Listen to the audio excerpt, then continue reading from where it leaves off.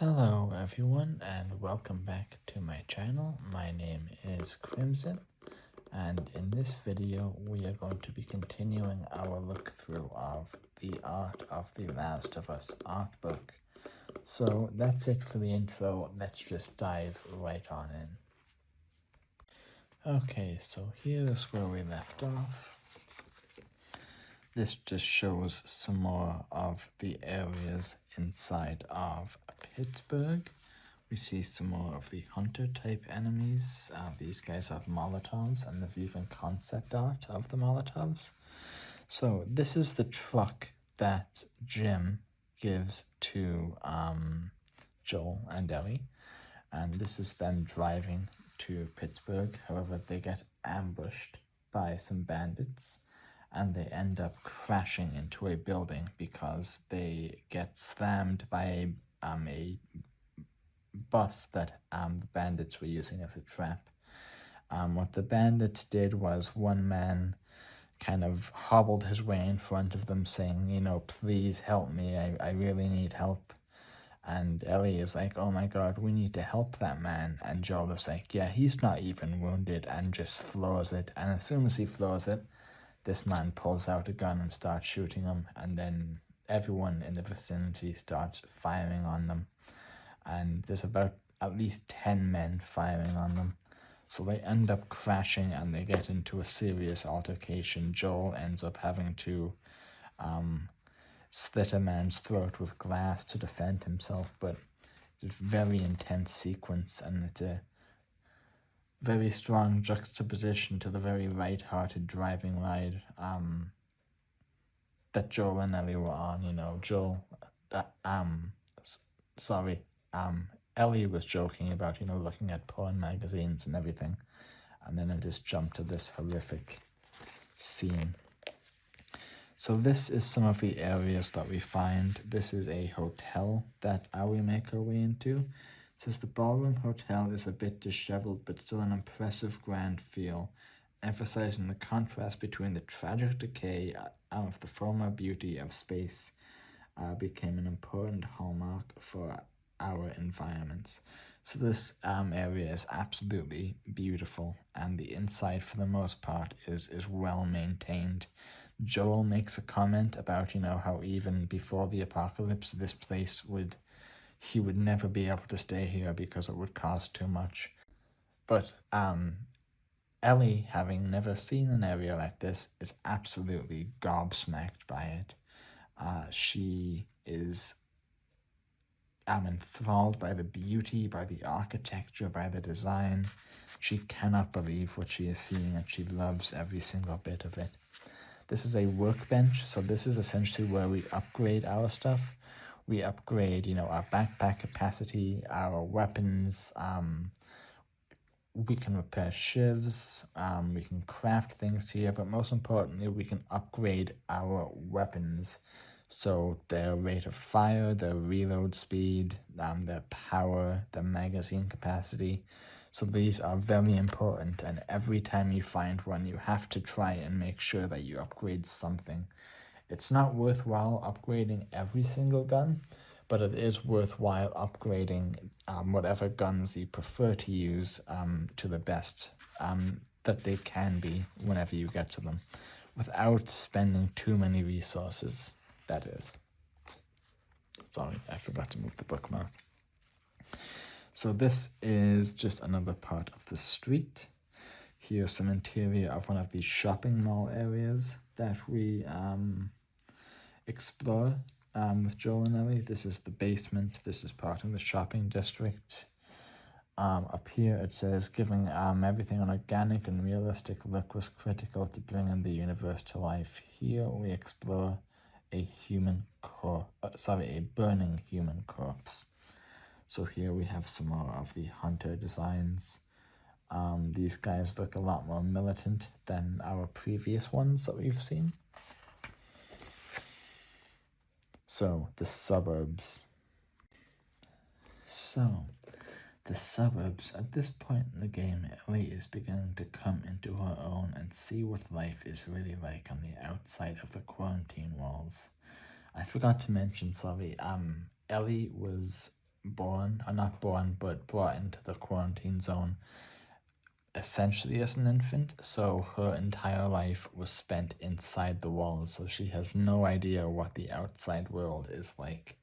Sorry, I should have mentioned that during the quarantine zone section. We like the idea of using the suburb a symbol of domestic tranquility under normal conditions to reinforce the stark contrast between what life used to be like and the post-pandemic realities of the world as it is now. So now on to who these two people are. So this is Sam and Henry. Sam and Henry are two brothers that Joel and Ellie meet as they are fleeing from Pittsburgh. In backpacks and jeans, their look resembles Joel and Ellie's, just as they mirror Joel and Ellie's situation. As Sam and Henry are forced to grow and make tough decisions, so too are Joel and Ellie. So this is them here. So I believe Henry is the older brother, whereas Sam is the younger brother. I may be mistaken. Again, it's been so long since I've played this game. But these are the first real NPC companions that we find and journey with in the game since we lost Tess. And as it can be expected, both groups meet each other and are immediately hostile toward each other. But they soon learn that they need to work together, as Sam and Henry are also being hunted by the hunters of Pittsburgh. So they are they have a common enemy and a common goal. So they decide to work together. What is really cute is Sam and Ellie become really good friends. Like, they're joking around. There's an optional thing where the two of them can play football, and it's so cute, and it's just nice, I'm assuming, for both of them to kind of meet someone similar to their age, because I'm assuming that for children, especially kind of young teenagers like Sam and Ellie, it's almost next to impossible to actually get a chance to meet someone that age who isn't wanting to kill you on sight. So anyway, the four of them progress through these suburbs where we can go into the houses and loot. There's a lot of optional dialogue in these places, which I would strongly recommend you do, just because it really adds character. So it says booby traps and making good use of limited resources are key to survival in this world. Here's a take on old-fashioned door traps that rain broken glass on anyone who might enter. So this is that trap, and this is how it works. So here we have our gang kind of running through a street that has become swarming with infected, and as you can see, they're trying to keep their cool, but they are quite panicked. Here is some more concept art of some of the interiors that we encounter. As you can see, there's beds. So it's obvious that someone once lived here. And here's a great picture of just an outside area. Seems very peaceful. It doesn't look like the structure had too much damage, so it looks like this place has been untouched. Tommy's Dam. Sorry, actually, before we start talking about Tommy, so what happens with Sam and Henry is during this bit where they are being chased, Joel has to eliminate a sniper who's pinning them down, and then once he takes the sniper, he covers the three of them as they make their way towards an exit where they all get out. They end up in a room which has a bedroom. So while Sam and Ellie are in the bedroom just kind of talking and, doing kid stuff, Henry and Joel are just talking about the situation and all that, and how, they're both people who are thrust into positions of protecting someone younger than themselves, and all that. But inside the room, we find out that during this attack where they were being assaulted on the street, Sam got bitten, and Sam does not tell anyone. So him and Ellie go to sleep together. Not together, sorry. I mean that they go to sleep at the same time in the same room. So when day breaks and Ellie wakes up, she sees that Sam is just standing up looking at the window. And she's like, "Oh, hey, you're up early." And she goes towards him and keeps talking to him, being nice and friendly. But Sam is not responding. As she gets closer, Sam turns around and is fully turned into an infected and lunges at Ellie. Ellie starts screaming and all panic ensues. The two of them burst through the bedroom door into the room where Henry and Joel are. Sam has Ellie pinned on the ground, and he is trying to do his best to kill her. Ellie is immune to infection, so she will not turn. However, infected are still hostile towards her and will still tear her limb from limb. So during all this, Henry is trying to protect Sam, and Joel pulls his weapon and goes to shoot Sam. But when he does this, Henry pulls his gun on Joel. And this whole time, Ellie is fighting for her life. So Joel eventually tries and succeeds to talk Henry down, and Henry kills Sam. So Henry kills his own little brother, and he becomes inconsolable with grief. Joel is more worried about Ellie and makes sure she's okay, but Sam is losing it, and I mean really losing it. Joel sees what's happening and tries to get the gun off of Henry. However, Henry does not give Joel the gun. Instead, in what seems like a moment that maybe took 1.5 seconds, Henry puts the gun to his head and pulls the trigger. So both of them die in maybe the span of 3 minutes. And that essentially ends this chapter or this season. So it is a very sad ending, especially because these two guys are so likable in the game.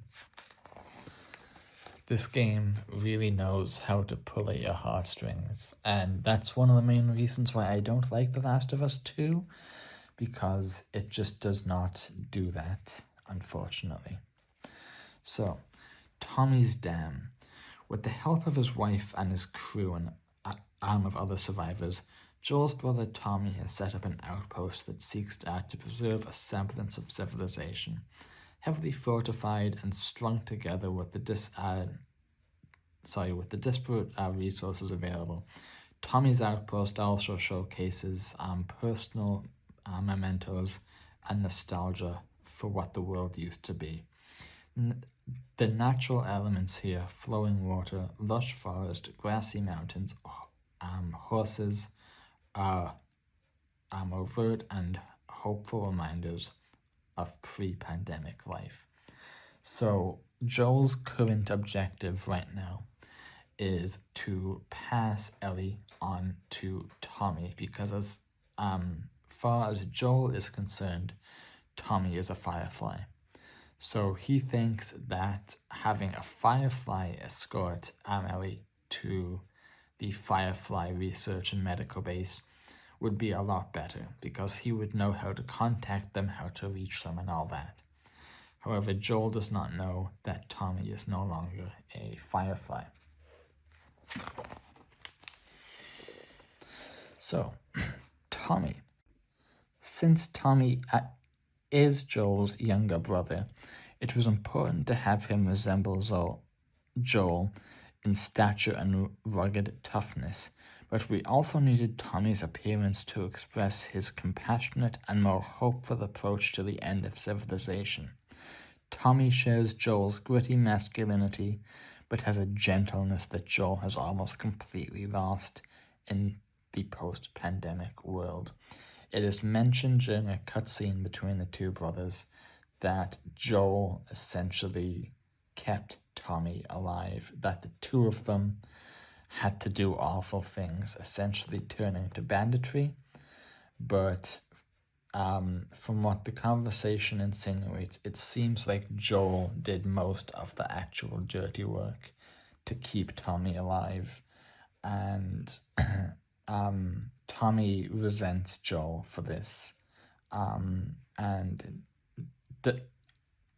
at this point in the game does not like his brother, because he sees Joel as just an absolute brutal murderer and a complete maniac. So these are some of the concept arts that we have for Tommy. Again, all very different. I actually like these ones a lot. The kind of blonde hair and a ponytail with a sniper rifle or some kind of long rifle. But I really like Tommy's final design. Again, he does look very similar to Joel, but with longer hair and kind of like this jean jacket with a fur collar. Here are some of the explorations of potential security perimeters for Tommy's dam. So Tommy and his comrades are currently occupying a hydroelectric dam to get some kind of electricity for something we will see later. And they have it heavily fortified, as this is a key building and asset that they need to maintain control of. Here are some of the horses that are present at the dam. So, without gas or electricity available, the protagonist's journey west continues on horseback. We took a few different passes on the horse covers and saddles, materials to nail down what the combinations best fit our story. So we have horses of all different colors: black, light brown, kind of red, rusty, white, blonde, kind of dappled, and all that. Very, very cool. So here's some pictures of the exterior and the interior of the dam. Here's Ellie looking on at like a small little waterfall. Here's just some more pictures of the interior of a building. Does that mention what happens? Okay, so we'll talk about this in a second, but we're going to cover this picture first. So this is Maria. Maria, Tommy's wife, is a survivor who functions as the real leader and decision maker in their community. Strong-willed and determined, she doesn't hesitate to let everyone know who's in charge. Her clothing and her no-nonsense demeanor reflect her strong and fiercely capable nature. So I'll be brief about this. What ends up happening is, once Ellie learns that Joel intends to hand her off to Tommy, she runs away. She steals a horse and she runs away. So Tommy and Joel go after her on horseback, and they encounter a couple bandits and have to fight their way through. And they eventually find her in this farmhouse here. And there's a very emotional scene between Joel and Ellie, where Joel is trying to say, you know, you'll be in better hands with Tommy. Tommy's kinder, Tommy's more compassionate, Tommy will be able to take much better care of you than I ever could. And Ellie essentially says that, you know, without Joel, she will just feel afraid. That when she's with Joel, she doesn't feel afraid, but having to leave him makes her feel terrified. That's not exactly what she says, but that's just a paraphrase. And it's one of the moments where the bond between the two really, really grow. So at this point, Joel almost sees Ellie as a surrogate daughter, which is very, very, very sweet. And after this conversation, Joel essentially says, you know what, Ellie? You are right. I was wrong to hand you over to Tommy, and I will be taking you here, and I will never leave you. This is some more of the farmhouses that we find. This is another look at Tommy's outpost, and these are some pictures of some of the members of this society. So here's some more pictures of the members of Tommy's group. So a few iterations of survivalists that roam around the outskirts of Tommy's dam, threatening to destroy what Tommy and his allies have worked to build. So these are bandits, these aren't Tommy's guys, these are bandits who attack the dam, and Joel has to fight off alongside Tommy and his friends. So Tommy has a major settlement that is extremely advanced and extremely safe. And he brings Ellie and Joel there and essentially says that, hey, this is my home, this is where I live, this is where my wife lives, this is where my friends live, you're my brother, and this is your home now too. So it is a really good moment and stuff, and it's the first kind of encampment or society or base that we find that is actually friendly and welcoming without any sinister motivations behind the scenes. So, University of Eastern Colorado. An academic campus is an ecosystem unto itself. The research facility that Joel and Ellie seek at this university has been overrun by nature. We explored what would happen to a college campus left derelict and unattended, and how foliage might interact with the concrete and steel throughout the grounds. So this is the area that Marlene told Joel to take Ellie to, saying that this is where the Fireflies research center is. So the two of them ride there on horseback. They take one of the horses in Tommy's camp. I can't remember the name of Tommy's camp. I do apologize. So these are some of the sights that we see, the interiors, the exteriors of the college campus, and it's really beautiful, especially during the season. I believe this takes place during the fall season. So the two of them are exploring all of this. You can see, there's a tree here.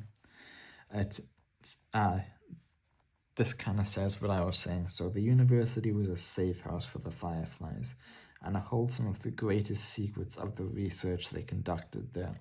We sketched up multiple versions of the external security measures protecting their labs, as well as the ransacked research labs themselves. Nature is reclaiming the campus anywhere, but it can't be held back. There's something I want to talk about with this that is very, very funny, but I'll wait until we're done in case it actually does cover it. So this is where we explore through, and we essentially find a tape from the Fireflies saying that, hey, we are abandoning this station. We are heading further, I believe it is further west, to our main location. So Joel and Ellie realize that this place is a dead end and decide to head there. Now, the funny thing I was talking about was that during this, the Firefly scientists were experimenting on monkeys about the cordyceps virus to see how they would react. So they would infect the monkeys and see what happens. So when the Fireflies decide to leave, there's only one scientist left in the building, and all of the monkeys are in cages. So he says, you know what? You guys have been instrumental to my research, so I am going to free you. So he goes and he opens the cage, and as soon as he opens the cage, one of the infected monkeys bites his hand, and he essentially realizes what he just did and how in all of this apocalypse he was just killed by a monkey. And the monkey immediately runs off and is never seen of again. And we find that scientist, his body anyway.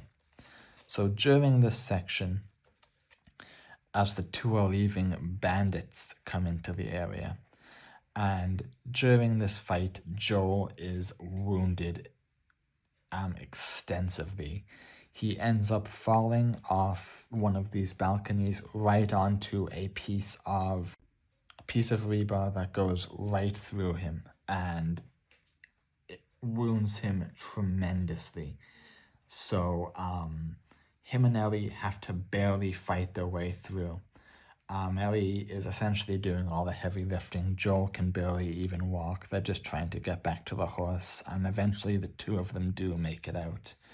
But Joel is in awful, awful condition.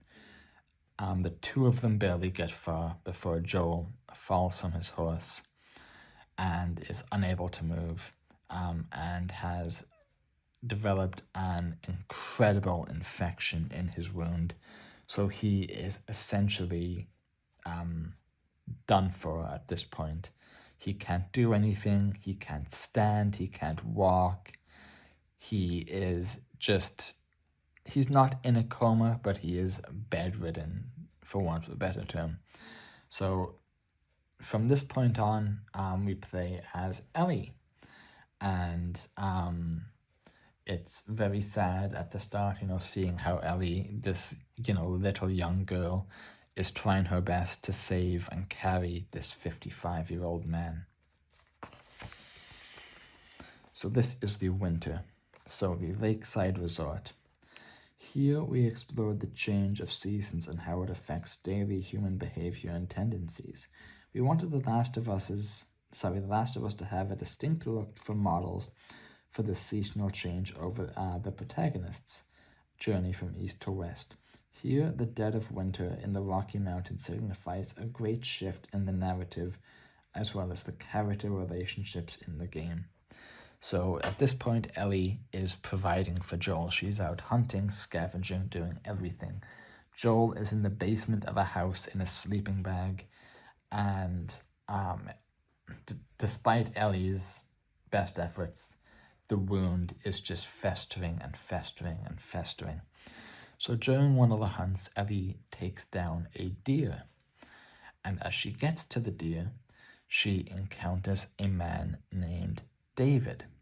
So David, unassuming and friendly, David's posture and gestures suggest a warm, caring character ready to welcome Ellie with open arms and heartfelt concern. But these affable traits hide a darker side. So the two of them get into a little heated discussion about the deer. Ellie says, it's my deer, I tracked it, I killed it, it's mine. David says, I get that, however, I have a group, we are starving, we need the meat. So David says, is there anything that you would like to trade for it? And Ellie immediately blurts out that she needs antibiotics. And in doing so, giving away that she is with someone who is sick. So David says, absolutely. And he sends the person that accompanied him back to his camp and his group to get the medicine. So he gives Ellie the antibiotics and takes the deer, and the two of them go on their way. So Ellie goes back to Joel and gives him the medicine and essentially cures him, or heals him. It's not right away. It takes another couple of weeks, but Joel eventually does recover. However, during this time, they are trying to find Ellie's location. This is where, this is the little town where Ellie and Joel are holed up. This is an early artwork of the environment, including Ellie with a dog companion. That's cool. It would have been cool to have a dog companion. I know they kind of did that in The Last of Us too, but yeah. So the inhabitants of the lakeside resorts, David's pleasant-looking pack of cannibals, contrast with the dark, snowy, iced-over environment of the level. So the lakeside resort is where David and his group are residing, and they are cannibals. So they track Ellie down. They know that she's alone. They know that the person who is with her is sick, and they come in force to take her. Ellie fights them off the best she can, but ends up getting captured and brought back. And that's kind of the end of that little story for now. Here is a great double spread of what looks like the lakeside resorts. I believe that's what this is, with the snowy mountains and everything.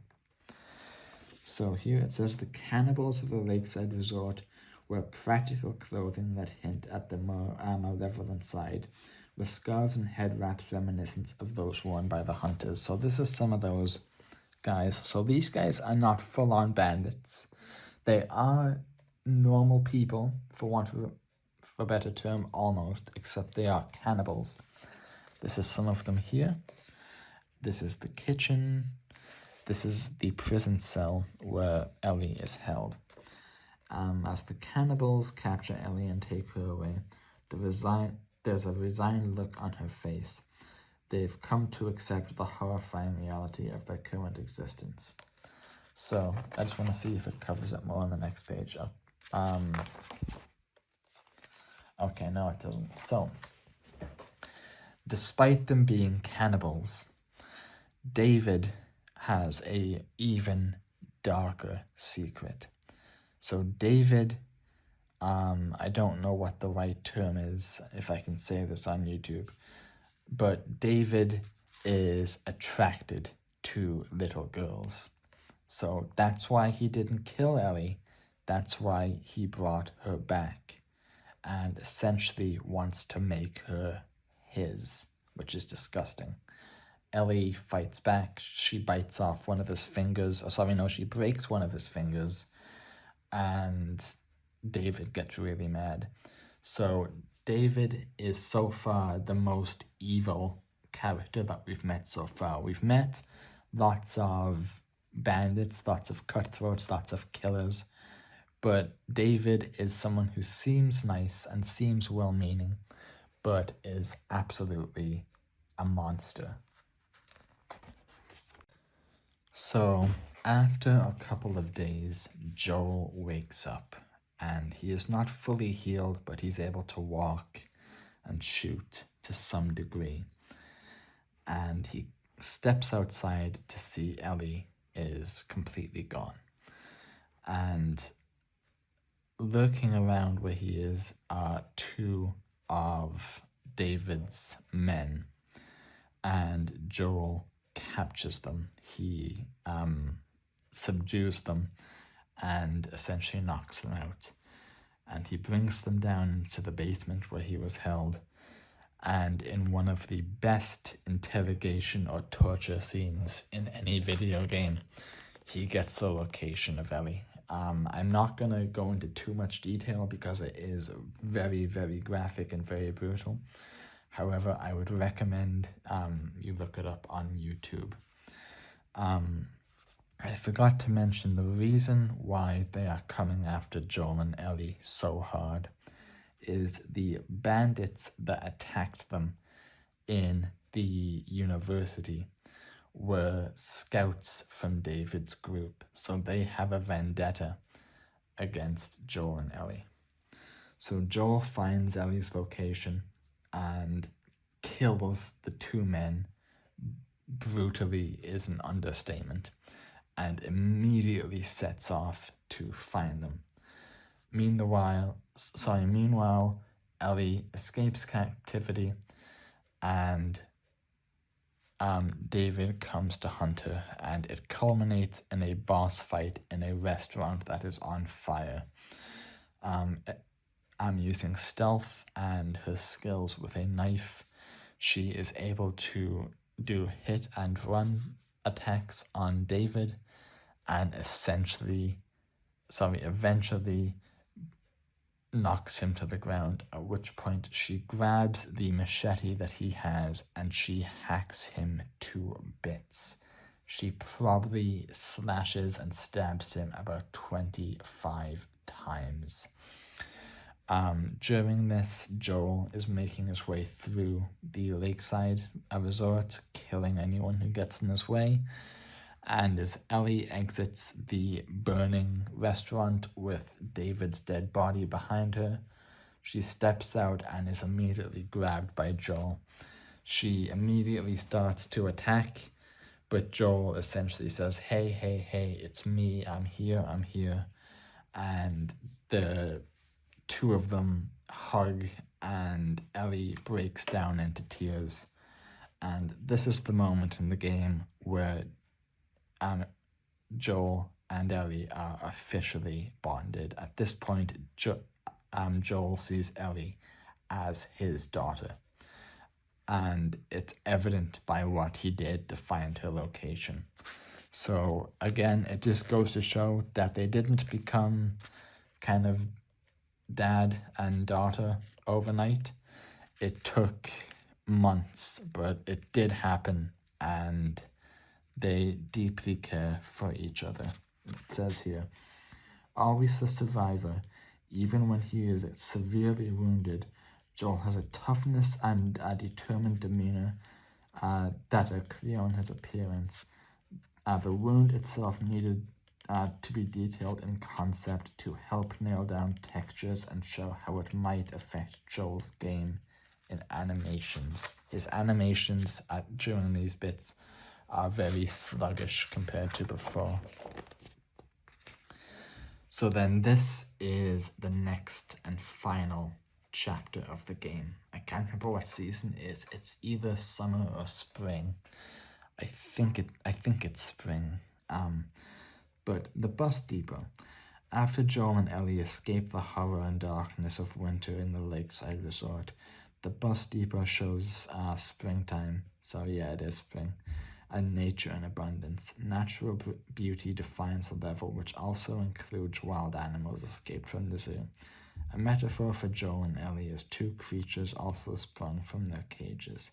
They walk with loyalty and mutual respect now side by side, hoping and expecting to find redemption. The colors are very vibrant and bright to give the level a sense of hope and rebirth. So this whole area is very sunny, very bright, very beautiful. They encounter many animals, like it said, including a zebra here, and the famous giraffe scene where a giraffe walks up to Ellie, who is standing on a roof, and lets her pet it. So it is a great scene. So the two of them continue, and eventually they make their way through an underground part of the sewers, and they emerge only to be held at gunpoint by fireflies. The fireflies immediately knock both of them out. They flashbang them first and knock them out and bring them to their facility, because the firefly guards do not know who these two people are. They just see two people wandering into like their more secure compound. So the Firefly Lab. The Firefly Lab is the setting of the final act of the game and represents humanity's last hope against the fungal pandemic. What would an operating room at the end of the world look like? This lab is cobbled together from scavenged equipment and whatever lights are operational after creating the lab, we developed what the world looks like outside it. Cool blues followed by golden sunset yellows permeate this level. So the Fireflies banded together to resist both the authoritarian military and the anarchist hunters. The Fireflies are ready and able, a group of people seeking a cure for the cordyceps infection. We used military surplus attire to achieve the look of hardened survivalists. They are resourceful and willing to further their agenda by any means necessary. So yeah, like it says, these guys are very well equipped. They are not military, but they are almost paramilitary. So here's what happens here. I'll just do a brief little summary. So Joel wakes up and Marlene is at his bedside. Joel has been taken care of and fully healed. He wants to go and see Ellie, but Marlene says no, that's not possible. Ellie is being prepped for surgery, and Joel is like, what do you mean surgery? And she explains that the reason, to get the research materials that they need to remove part of Ellie's brain. Now, at this point, Ellie has not consented to any of this. She was knocked out by the Firefly guards and immediately brought into surgery. She was never told what was going to happen. She was never asked. She was just knocked out, brought in, given anesthetic, and put on the operating table. So this procedure will kill her. She will not survive this. And Joel is like, there is absolutely no way that is going to happen. And Marlene tries to explain that, she loves Ellie as a daughter, but, one girl's life to save humanity is essentially worth the price. And she tells Joel that he will be given his equipment once he leaves, that his job is done, and he is to leave the facility, and if he tries anything, he will be shot. So the Firefly guards try and escort Joel out of the hospital, but Joel easily overpowers them and takes a automatic rifle from one of them. This is the only time in The Last of Us where we actually get a automatic rifle. I believe it is some kind of an M4 or maybe but it is extremely powerful. So you are going up against the toughest human enemies in the game at this point, and Joel cuts his way through the hospital, killing every single Firefly in his way, and he eventually gets to the operating room, where surgery is literally just about to start. The surgeon is holding the scalpel over Ellie's head. So, Joel bursts in, gun raised, and essentially says, "Get the hell away from her."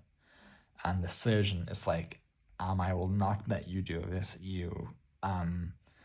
This is more important than one girl's life. And Joel is like, I do not care, and kills the doctor. There are a bunch of nurses. You don't have to kill them, but it is possible to kill them. And anyway, what happens is Joel grabs Ellie off the table, unplugs her from all the machines, and makes a break to the nearest garage to get a car and escape with. When he gets to the garage, he is confronted by Marlene, who is holding him at gunpoint. Keep in mind, Joel is holding Ellie in both hands. So Marlene says, drop Ellie, and you can still walk away, but this has to happen. we need this. This is humanity's only and last chance. And she gives a really good speech about kind of what is essentially going to happen to Ellie, that Joel is just prolonging the inevitable, that, you know, it's only a matter of time. She says something like, how long until she's torn apart by infected? How long until she's killed by bandits? How long until she's sexually assaulted by bandits? And Joel is like, I don't care. You are not killing my surrogate daughter. And he ends up shooting Marlene and not mortally wounding her, but she is on the ground. She then begs for her life and says, you know, please, please, you know, don't kill me. And I'll let you guys go. And Joel says to her, no, that all you'll do is follow us, and he executes Marlene and escapes with Ellie.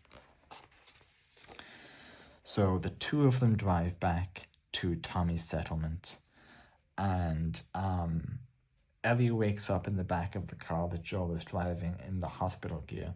Keep in mind, as far as Ellie is concerned, she was knocked out in the subway tunnel by a firefly and then woke up in the back of Joel's car. She has no memory of anything that happened. And she says, like, what happened? Why are we here? Why aren't we with the fireflies? And Joel lies to her and he says that, oh, it turns out there's actually loads of people are like you, and some of them are actually better candidates than you. So turns out they didn't need you after all. And Ellie doesn't really believe him, but she says, yeah, okay. So they eventually get back to Tommy's town, and Ellie says, I need to know one thing. Is what you told me about what happened with the fireflies true? And Joel again lies, and he says, I promise that's the truth. And Ellie says, okay. And that is the end of the game. So Joel essentially chooses the girl who has become his surrogate daughter, if not just his daughter, over saving humanity. Lots of people have different opinions on this. Did Joel do the right thing? Did Joel do the wrong thing? And personally, I think Joel did the right thing. That, you know, they never asked Ellie if that's what she wanted. They just had her unconscious and they just went to take advantage of her. So next up is the infected. So the infected in this game are based on the cordyceps virus. Cordyceps is a fungus that affects insects, primarily ants and beetles, and it essentially turns them into quote-unquote zombies.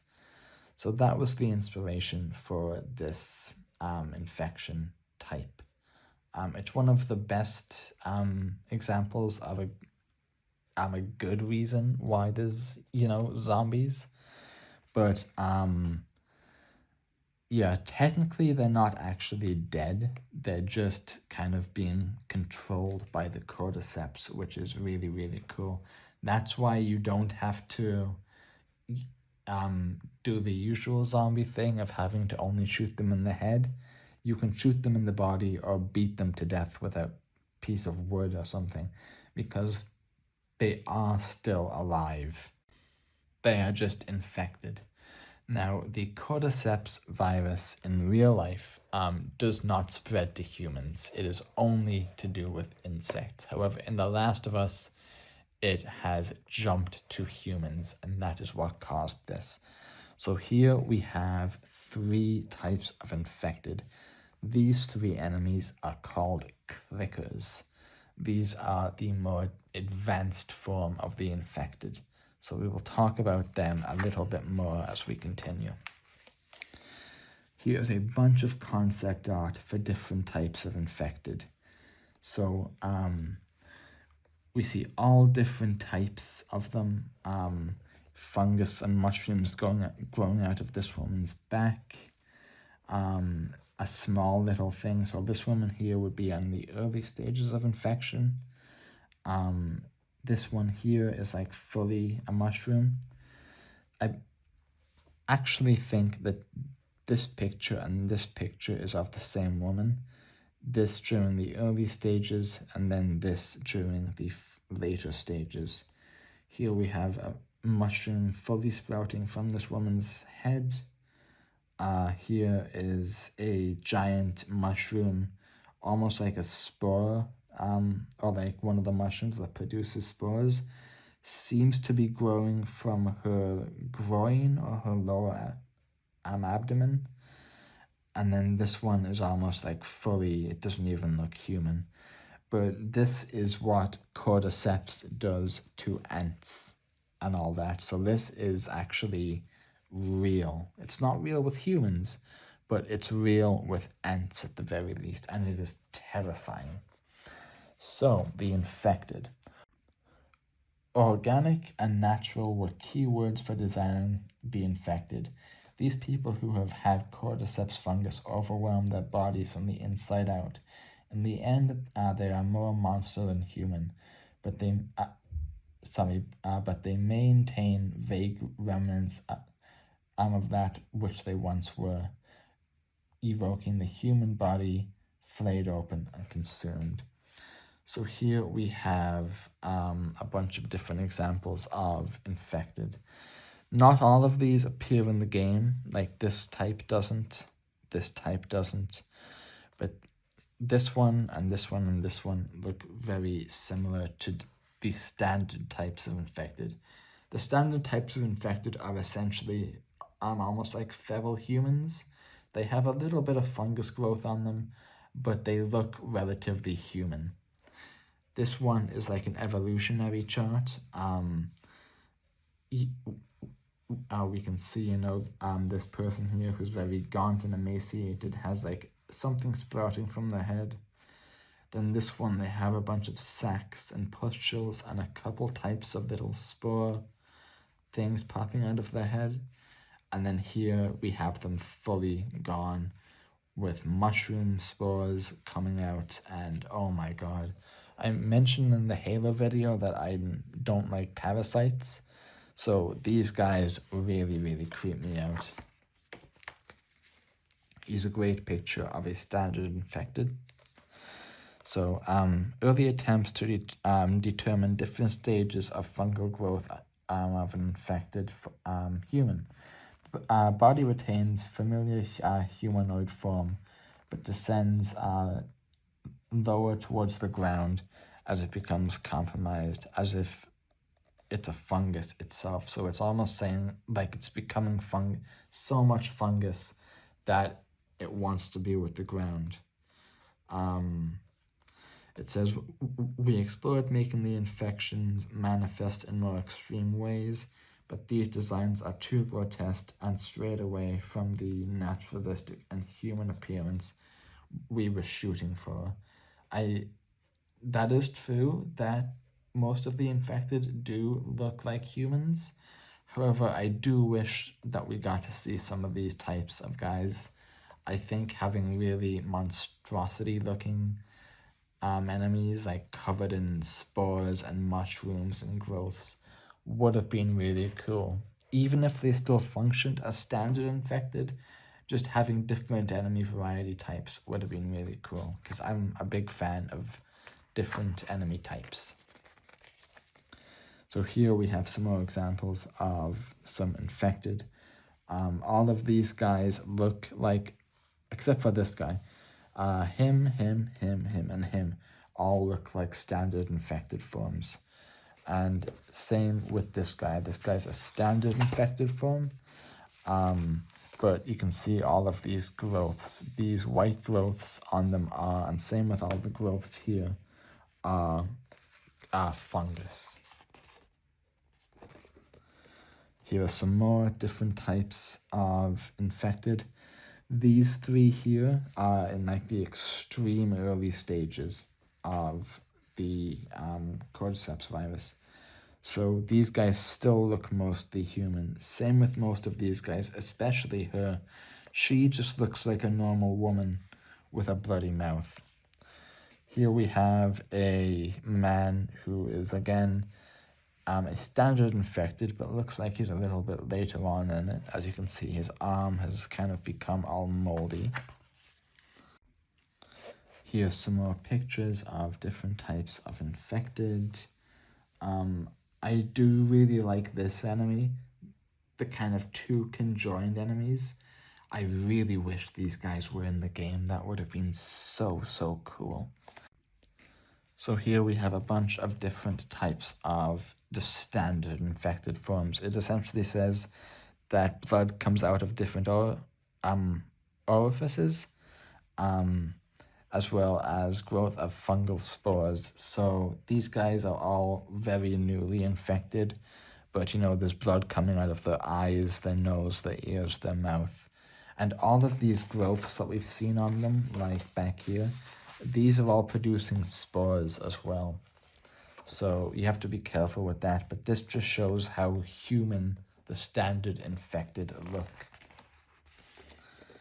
Here's some more concept art of some of the different things. I really like some of these. These look like infected traps, like this, and it's kind of like a booby trap from the ceiling that hooks itself onto its prey and kind of wraps it in it like a cocoon. It almost reminds me, and same down here, it reminds me of that one enemy from Half-Life 2. And then down here we have some more different types of infected. Here are environments that have been completely taken over by the cordyceps virus. So we can see here there's like a wall covered in infected forms. There's infected here, mushrooms here, and more down here. The way it grows on walls is, what will happen is an infected will lay down or sit down against a wall or a structure or something, and over years the fungus and the mushrooms will grow all over the environment. Keep in mind, this all takes place 20 years after the initial outbreak. So if an infected form were to, say, sit down in a building during the first year of the infection, in the first year of the outbreak, the way the infection works is it gets worse as time progresses. You get more and more fungal as time progresses. So 20 years later, you know, that whole building would be essentially one giant mushroom. Okay, so here we have a soldier with a flamethrower. I'm assuming he's on duty trying to purge some of the infection. Here's a look at the cordyceps fungus growth through the human face over time.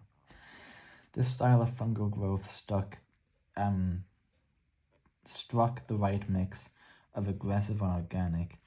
These spores turn into sprouts that become tendrils and then get covered in a layer of what seems like moss, as the human face slowly loses its form but still maintains some remnants. So these enemies here are called clickers. So as it says here, the cordyceps fungus grows over the human face. After about 5 or 10 years of being a standard infected, you lose your eyesight because the fungus covers your upper face. So these enemies are extremely tough, much tougher than standard infected. In the game, they will kill you in one hit if they touch you. However, they are blind, so they rely solely on sound, so you have to sneak past them.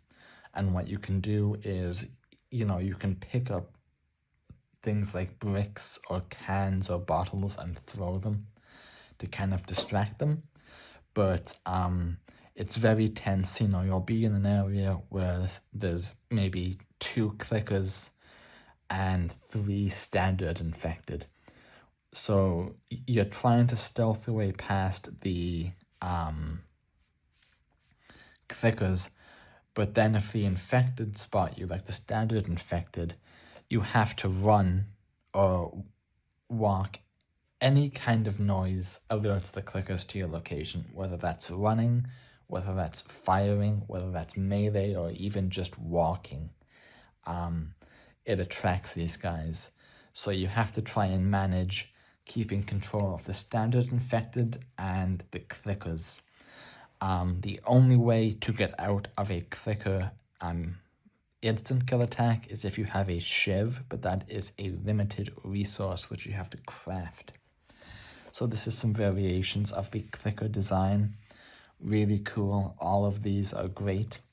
The clickers are probably my favorite depiction of an infected or a zombie in any media. I really like them, and they're so terrifying. They put you on edge playing, because like literally every single sound you make could mean your death, and especially on the harder difficulties, these guys' senses are turned up to 11. So even if you crouch walk too fast, they immediately rush you. So you have to literally like spend 10 minutes getting from one side of a room to the other, because you have to walk so slow. Here are some more versions of the clickers. This infected here has a gas mask, so this guy isn't really a clicker. But you can see here that the fungus transforms. So this is him as a normal infected, then a slightly more advanced infected, a bit more advanced, and then full-on clicker. 3 more. No, sorry. So this is I'm infected that is halfway between being a standard and a clicker. As you can see, he still has one eye. And then this is a clicker in the starting phase, and this is the clicker in his full phase. This here, I actually want to zoom in so you guys can see this. This here is a really cool little panel. It shows a standard human, and it shows how they slowly go from being not infected to being infected to becoming a standard infected to slowly having their face transformed. These guys look like they have cauliflower for heads. Like I said, it takes about 5 to 10 years for an infected to become a clicker. So these guys have to have survived a long time. And they use echolocation apart from their hearing to see you as well. That's why they're called clickers, because the entire time they're making clicking sounds, which alert you to their presence. So even if you're standing super still, if you're standing in front of one of them and one of them makes like 3 clicking sounds, it instantly knows where you are and sprints right at you. And oh my god, are these things fast.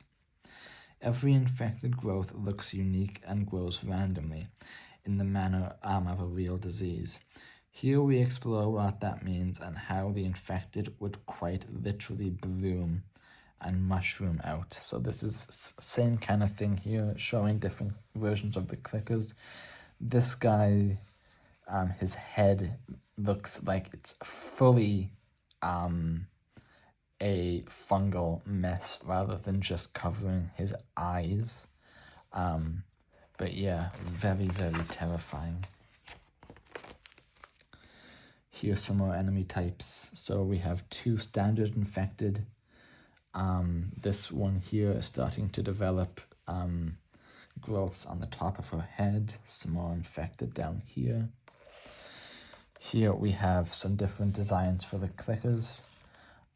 So this guy has like, this guy isn't a clicker, he still has his eyes, but he has this massive cauliflower growth on his head. This guy is a clicker. You can see his head is completely gone. And then this guy's head has this like massive gaping opening that's covering his eyes and everything. So yeah, these guys are terrifying. Here's some more infected. So we have a standard infected, like a middling infected, and then a full-on clicker. I'm not sure if this is meant to be the same person, but yeah, it looks really cool. I don't think it's the same person, but I think this person and this person are the same. This woman has a growth on her shoulder, which does not appear in these. This is the final look of the infected and what we felt represented the best balance of familiar and unsettling, horrifying, but identifiable. So here's some more different types of clickers. Some more clickers here. Not going to spend too much time on this, but just clickers with different outfits, because you know all of these guys were once human. This is clothing for an infected woman. So this clicker was a woman before she turned. I believe same for this looks like a man here, but her, and her are all clickers and all women. Clickers aren't exclusive to being women as far as I'm concerned. As far as I'm aware, but I do think most of the clickers that we encounter in the game are female, or at least were women before they turned, but I don't think it's only women that can turn into clickers. Here's just a piece of some of the fungus growing on a tree and a little sprout here. Infected classes. Initially, we didn't have different classes for the infected. The bloater was one of the first infected classes we experimented with, and led us to continue with our other classes. Because the bloater is the Hulk of the classes, we wanted there to be a sense of depth and layers to the body. The organic material serves as a sort of armor that can be broken off. So this is more about the bloater enemy. So the bloater is essentially a mini boss. He starts off as a boss when we enter the school in Jim's town. These guys take a lot to go down. They are very weak to fire, but other than that, they take a lot of damage and will instant kill you. So these guys are absolute terrors. So like I said, the infected get worse as time progresses. So you start off as a standard infected, then you become a clicker, and if somehow you still survive all that, you become a bloater, this massive 8-foot tall, kind of like morbidly obese looking creature that is terrifying and has like superhuman strength. Here are some more types of infected. We have some normal infected here. We have some more infected types here. Runners are the fastest of the infected classes. We spent a lot of time focusing on getting the eyes right for this light-sensitive class. So the runners are the second stage of infected. So you start off with your standard infected, which is just essentially a normal human who has been infected. Then you have the runners. These guys have very limited eyesight. They can still see, but they're very light sensitive. But they are incredibly fast.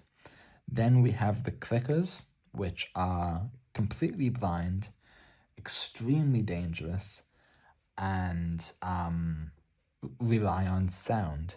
And then we have the bloaters, which are massive tanks.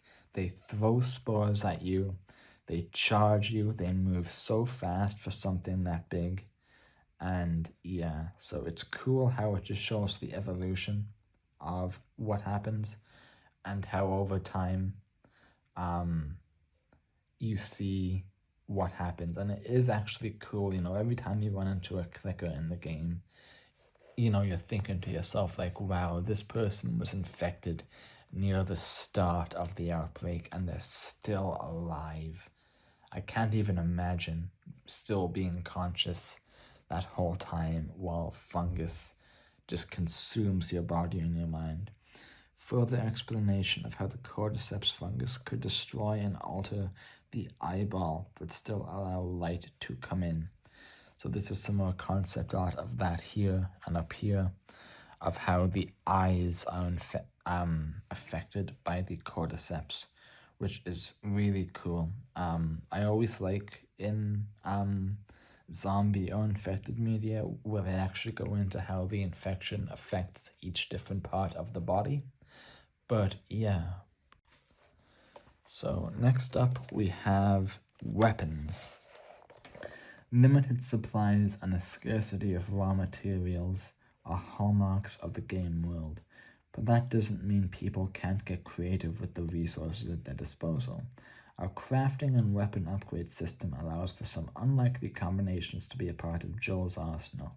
Some of these designs didn't make it into the final game, but you can see here how our obsession with spiky barbed weapons grew throughout the design process.